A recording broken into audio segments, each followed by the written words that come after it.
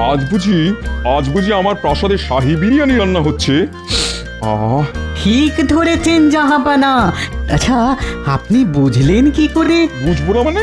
আমার থেকে হাজার ক্রোশ দূরে বিরিয়ানি রান্না হলেও আমি ঠিক তার খোঁজ পেয়ে যাবো উজির। আহা আহা, কি সুগন্ধ! আমার দিল খুশ হয়ে গেল। সে তো পাবেনই জাহাপানা। এ তো আর যে সে বিরিয়ানি নয়, এ হলো নবাব বাহাদুরের জন্য বানানো শাহী বিরিয়ানি। আর সেটা বানাচ্ছে মুর্শিদাবাদের নাম করা নবাবের খাস রাঁধুনি আকবর। ঠিক বলেছে উজির, আকবর বড় ভালো বিরিয়ানি রাঁধে, যাকে বলে লাজবাব। আকবরের মতন বিরিয়ানি রান্না করতে আর কেউ পারে না। হ্যাঁ জাহাপানা, তাই তো আকবর আপনার প্রাসাদের খাস রাঁধুনি। এবার এসব ছেড়ে তাড়াতাড়ি আমার জন্য শাহী বিরিয়ানি নিয়ে আসতে বলো উজির। আমার যে বিরিয়ানির গন্ধ শুকে জিভ দিয়ে জল ঝরে পড়ছে, আর অপেক্ষা করলে ওই জলেই আমি শুদ্ধ গোটা মুর্শিদাবাদ ভেসে যাবে। এই কে আছিস? তাড়াতাড়ি জাহাপানার জন্য শাহী বিরিয়ানি নিয়ে আয়।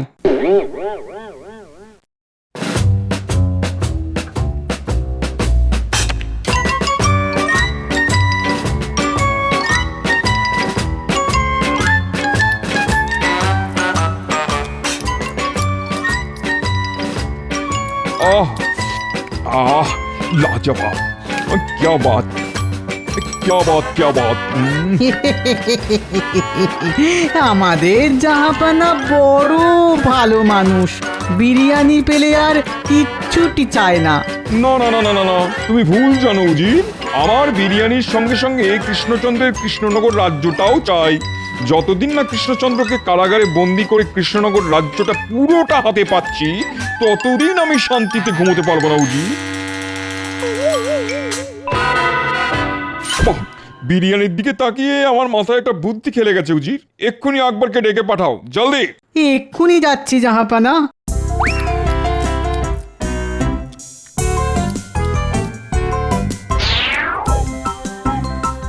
এসো, আমার তোমার সঙ্গেই দরকারি কথা আছে। বলুন জাহাপনা, বিরিয়ানির স্বাদ কি আপনার পছন্দ হয়নি জাহাপনা? হয়েছে হয়েছে হয়েছে, তোমার মতন সুন্দর বিরিয়ানি রান্না করতে আর কেউ পারবে না, তাই এই বিষয়ে আমার কোনো সন্দেহ নেই। তাহলে সমস্যাটা কোথায় জাহাপানা? আমি আকবরের বানানো বিরিয়ানি খেয়ে খুব খুশি হয়েছি, তাই আমি খুশি হয়ে আকবরকে 1 মাসের ছুটি দিলাম।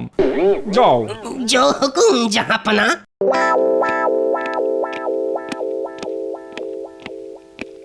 এ আপনি কি করলেন জাহাপানা? আকবর 1 মাসের ছুটিতে থাকলে আপনাকে শাহী বিরিয়ানি রান্না করে খাওয়াবে কে শুনি? সেটা তোমাকে ভাবতে হবে না উজি, সেটা ভাববে কৃষ্ণচন্দ্র। আমি আগামীকালই কৃষ্ণনগরে যাব। নয়, হ্যাঁ।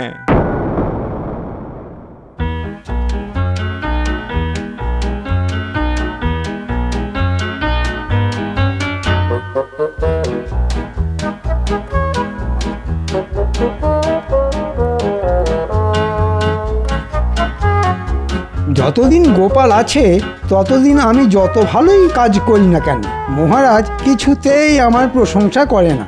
তাই প্রশংসা পেতে হলে আমাকে আগে গোপালকে রাস্তা থেকে সরাতে হবে। গোপালকে একবার রাস্তা থেকে সরাতে পারলেই আমাকে কৃষ্ণনগরের রাজা হওয়ার থেকে কেউ আটকাতে পারবে না। কিন্তু কিন্তু কি করে গোপালকে রাস্তা থেকে সরাবো?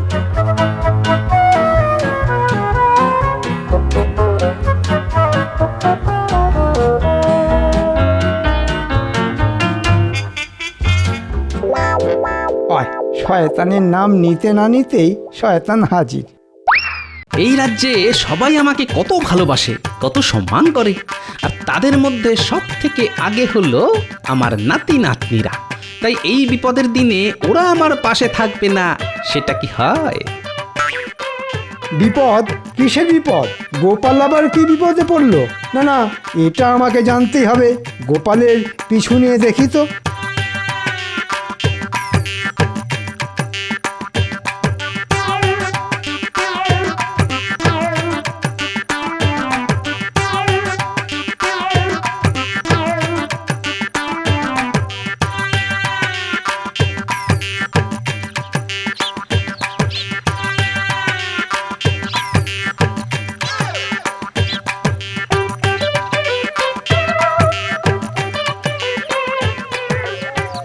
পুটি কি করছিস? গোপালটা তো তুমি, আমি তো পুতুল নিয়ে খেলা করছি। তুমি খেলা করবে আমার সঙ্গে? না রে পুটি, এখন খেলার সময় নেই, আমাকে রাজসভায় যেতে হবে। আসলে তোর দিদা গতকাল বাপের বাড়ি চলে গেছে বুঝলি, এদিকে আমি একা মানুষ, তাই আর রান্না বান্না চাপাইনি। দেখি রাজসভা থেকে ফিরে ওই চালে ডালে কিছু একটা বসিয়ে দেবো। সে কি? না না না না, খালি পেটে রাজসভায় যাবে কেন গোপাল দাদা? তুমি আমাদের বাড়িতে এসো, দুটি ভাত খেয়ে যাও। হ্যাঁ গোপাল দাদু, এসো না। আর যতদিন না পুটির দিদা বাপের বাড়ি থেকে ফিরছে ততদিন তুমি আমাদের বাড়িতেই দুবেলা খেও গোপাল দাদা। বলছো?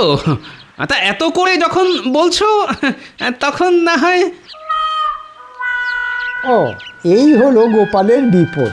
এটা পাক্কা ধান্দাবাজ। কি সুন্দর দুবেলা খাওয়ার ব্যবস্থাখানা করে নিল। হ্যাঁ, যাই মহারাজকে গিয়ে গোপালের নামে বাড়িয়ে বাড়িয়ে নালিশ করে আসি, তাতে যদি চিড়ে ভেজে। হ্যাঁ,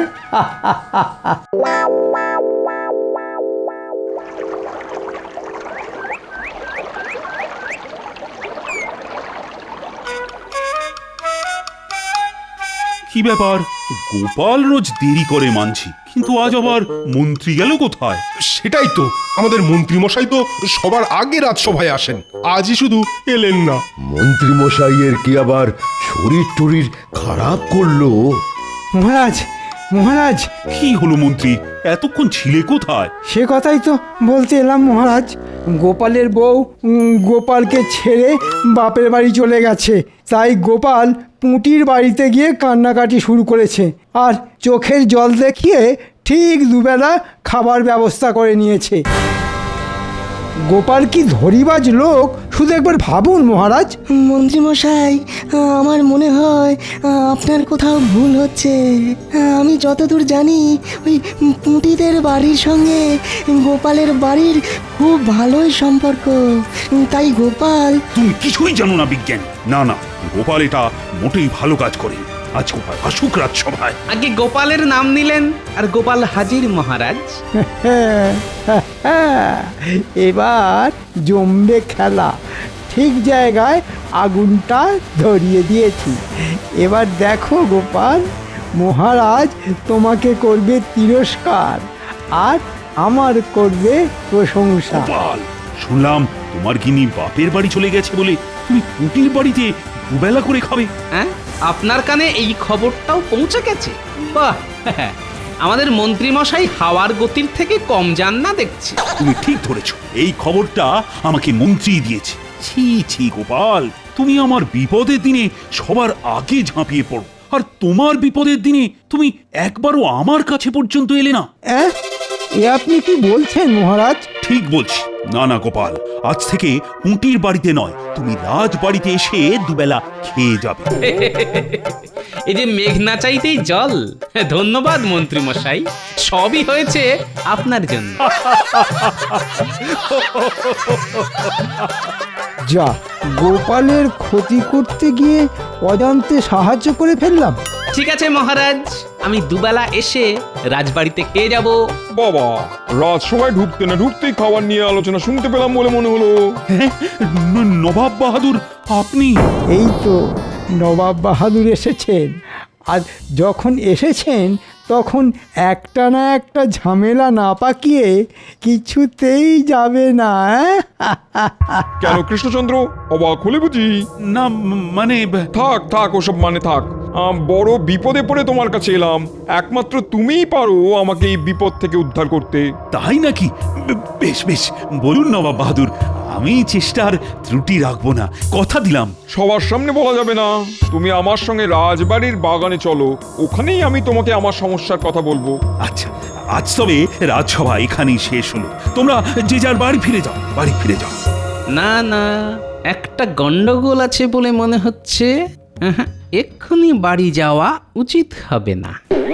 এবার বলুন নবাব বাহাদুর, আপনি কি বিপদে পড়েছেন, আর আমি আপনাকে সেই বিপদ থেকে কিভাবে উদ্ধার করতে পারি? আসলে হয়েছে কি, তুমি তো জানো কৃষ্ণচন্দ্র, আমি কেমন খাদ্যরসিক মানুষ। ভালো ভালো খাবার ছাড়া আমার একটা দিনও কাটতে চায় না। কিন্তু গতকাল আমার দরবারের খাস রাঁধুনি আকবর মাসখানেকের ছুটি নিয়ে দেশের বাড়ি চলে গেছে। সে কি? হ্যাঁ, সেইখানেই তো বিপদ। আকবর খুব সুন্দর বিরিয়ানি রান্না করতো। আকবরের বানানো শাহী বিরিয়ানি দেখলেই আমার জিভ থেকে জল ঝরে পড়তো। কিন্তু এখন আমাকে ওই শাহী বিরিয়ানি রান্না করে খাওয়াবে কে?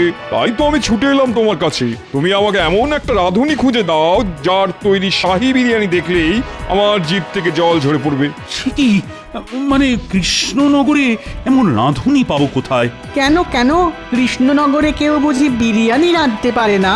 হ্যাঁ, পারে, কিন্তু এখানে ওই বিরিয়ানি খাওয়ার চলটা মুর্শিদাবাদের মতো অত নেই।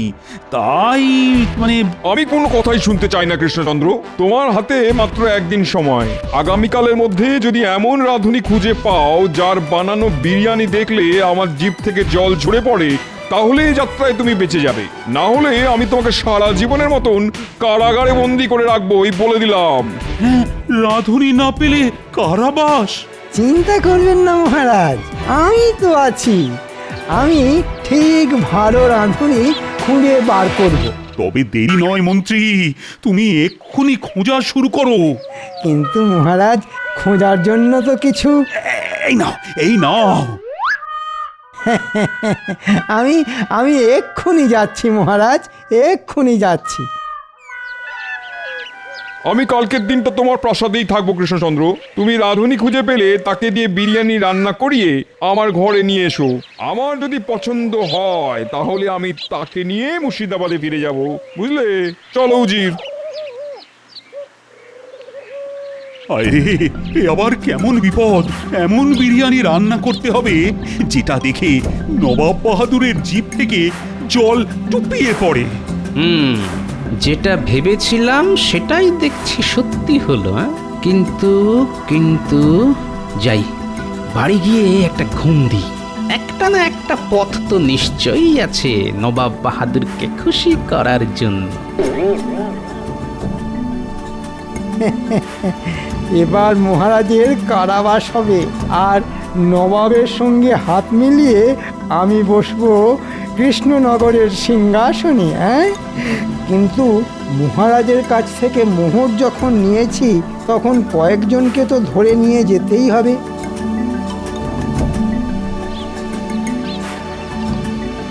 এই শোন শোন, এদিকায় এদিকায়। বলুন মন্ত্রী মশাই। তুই রান্না করতে পারিস? হ্যাঁ, রান্না? হ্যাঁ, তা পারি কোনো রকমে। বাহ! আর তুই? আগে কোনোদিনও তো করিনি, তবে চেষ্টা করে দেখতে পারি। তাহলে চল আমার সঙ্গে রাজবাড়িতে। আজ তোদের বিরিয়ানি রান্না করতে হবে। হ্যাঁ, বিরিয়ানি? না না না, তো সব পারবো না। পারবি না মানে? চল বলছি, না হলে মহারাজকে বলে তোদের সব জমি জমা কেড়ে নেব। কথা বাড়াস না, বুঝেছিস? কথা বাড়াস না। মন্ত্রীমশাই যা বলছে তাই করি। চল চল। হ্যাঁ হ্যাঁ হ্যাঁ, তাই ভালো। চলুন মন্ত্রী মশাই।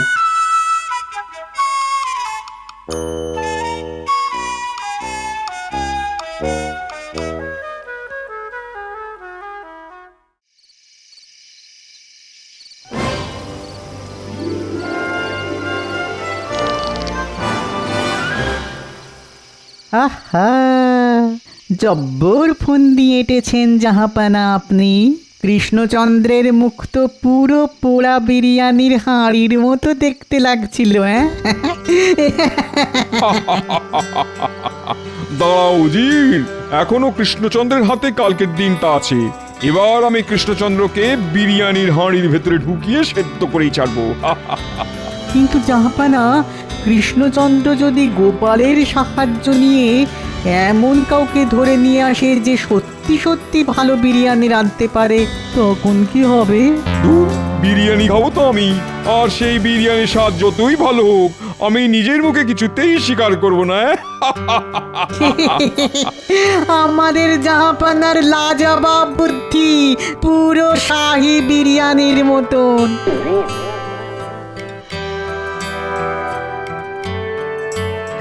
এই নিন নবাব বাহাদুর, আপনার জন্য বিরিয়ানি। খেয়ে বলুন তো কেমন হয়েছে।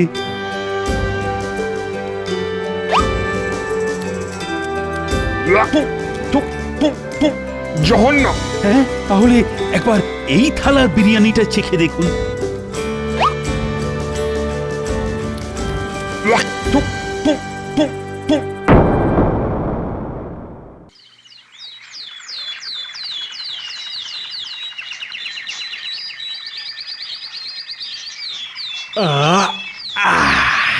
জব্বর ঘুম হয়েছে। গিন্নি, ও যা, এই দেখো, আমি তো ভুলেই গেছি যে গিন্নি বাড়িতে নেই। আহো, এদিকে খিদের চোটে পেটের নাড়ি ভুড়ি একেবারে চট পাকিয়ে যাচ্ছে। ঘুমের চোটে গতকাল রাতে না খেয়ে শুয়েছি তার উপর। যাই, এখনই একবার রাজবাড়িতে যাই। কি হলো? কি ভাবছেন তখন থেকে বলুন তো? রানী, ও রানী, এবার তো মনে হয় নবাব বাহাদুরের হাত থেকে আমার আর নিস্তার নেই। আমি খুব ভালোভাবেই বুঝেছি, যতই ভালো বিরিয়ানি রান্না করে নবাব বাহাদুরের সামনে হাজির করি না কেন, সেটা উনি খেয়ে কখনোই তার প্রশংসা করবেন না। উনি ঠিক করেই এসেছেন আমাকে কারাগারে বন্দী করে তবেই মুর্শিদাবাদে ফিরবেন। আপনি ভেঙে পড়তে পারেন না, এর থেকেও জটিল সমস্যা এসেছে। আর গোপাল আপনার পাশে দাঁড়িয়েছে। এবারও না হয় আপনি গোপালকে ডেকে পাঠান। ডেকে পাঠানোর দরকার নেই রানীমা, খিদের চোটে গোপাল হাজির। দাঁড়াও গোপাল, আজ আমি গরম গরম লুচি ভেজেছি, তুমি বসো, আমি এক্ষুনি নিয়ে আসছি। একই মহারাজ, আপনার পাতের লুচিগুলো তো রাগ করে নেতিয়ে গেল। ওগুলোকে তাড়াতাড়ি পেটে চালান না করলে যে অপমান করা হবে মহারাজ। গোপাল, ও গোপাল, আমি যে বড় সমস্যায় পড়েছি। আমি জানি মহারাজ, নবাব বাহাদুর যখন আপনাকে রাজবাড়ির বাগানে ডেকে নিয়ে গেলেন, তখন আমি গাছের আড়াল থেকে সব শুনেছি। হ্যাঁ, তুমি সব জানো? আমাকে তাহলে বাঁচাও, বাঁচাও গোপাল, বাঁচাও। সে আর বলতে, গোপাল থাকতে মহারাজ কৃষ্ণচন্দ্রের কোনো ক্ষতি হবে না, কিন্তু তার আগে আমার পেটে দুটো দানা পানি দিতে হবে, না হলে বুদ্ধি খুলবে না মহারাজ। এই নাও গোপাল, যত ইচ্ছে খাও। খাই, হ্যাঁ।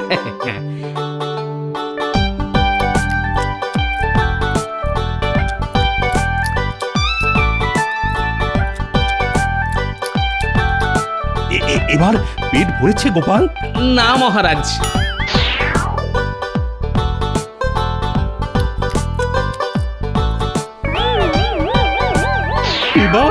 এইবার ভরেছে মহারাজ, আর নবাব বাহাদুরকে জব্দ করার বুদ্ধিও পেয়ে গেছি। হ্যাঁ, তুমি সত্যি পারো বটে গোপাল। পেটে খাবার পড়তে না পড়তেই বুদ্ধি মাথায় উঠে এলো। কি করব মহারাজ, খালি পেটে থাকলে বায়ু মাথায় ওঠে, আর ভর পেটে থাকলে বুদ্ধি। এটাই তো জগতের নিয়ম। বেশ বেশ, এবার তোমার মাথায় কি বুদ্ধি এলো, একটু খুলে বলো শুনি। বলবো না মহারাজ, রাঁধবো। আমি নিজে হাতে নবাব বাহাদুরের জন্য বিরিয়ানি রান্না করব। আমি রাজবাড়ির রান্নাঘরে গেলাম মহারাজ। আপনি শুধু প্রহরীদের দিয়ে আমার নাতি নাতনিদের কাছে একটা খবর পাঠিয়ে দিন। ওদের বলুন তাড়াতাড়ি এসে যেন ওরা একবার আমার সঙ্গে দেখা করে।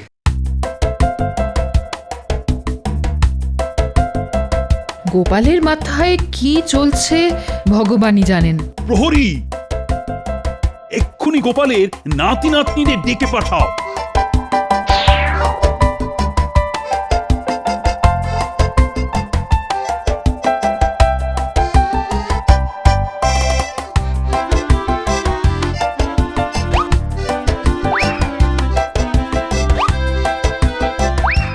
গোপাল দাদু, আমাদের ডেকেছো?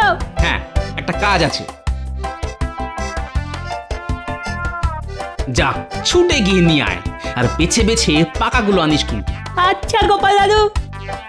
গোপালটা সেই কখন রান্নাঘরে ঢুকেছে, এখনো পাত্তা নেই। মহারাজ, গোপাল কোনোদিন নিজের হাতে জল গড়িয়ে খায়নি। ও কি পারবে শাহী বিরিয়ানি রান্না করতে?